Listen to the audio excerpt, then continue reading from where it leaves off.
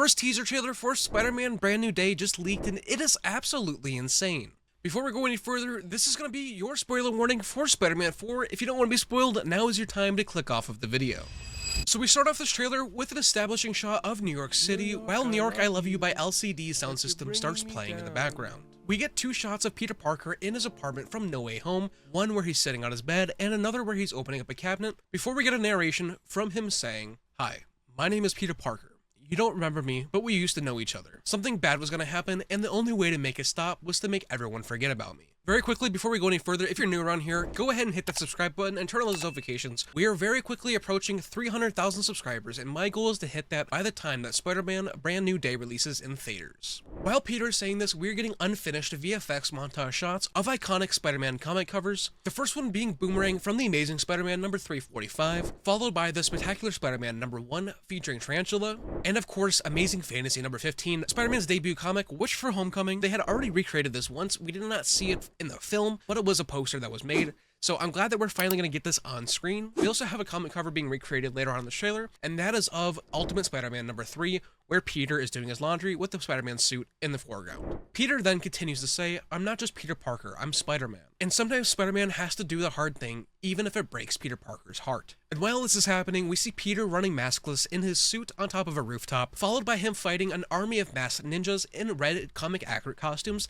This would be the Hand, and they were just reported less than a month ago to be returning for this film, so that makes a whole lot more sense, and I cannot wait to see their reintroduction into the MCU. I really hope Madame Gao is in this film. We then hear Sadie Sink's character saying to Peter, "You're a mess, Spider-Man. Stay out of my way, or it won't just be your friends that don't remember you." While this is happening, we see Sink's character in an apartment, moving her arms up in the air and then disappearing, almost like she's shape-shifting or teleporting around the room. We then hear from an unknown character who I believe is going to be the new head of the DODC, played by Trammell Tillman, with him saying, "Spiders have 3 life cycles." Following this, we get a shot of Peter being shirtless, falling off of a building and catching himself and saying, "What is happening?" And it looks like he possibly has organic web shooters here, which is kind of crazy because Peter doesn't have that. We only have seen that with Tobey Maguire's Spider-Man, and honestly, I'm not a huge fan of this. I'd rather have Peter have his physical web shooters. But I feel like this isn't real, and it very well could just be whatever's happening with Sadie Sink's reality warping powers that a character could potentially have. This is then followed by a shot of Peter walking up these steps to this university and saying, "Dr. Banner, I really need your help."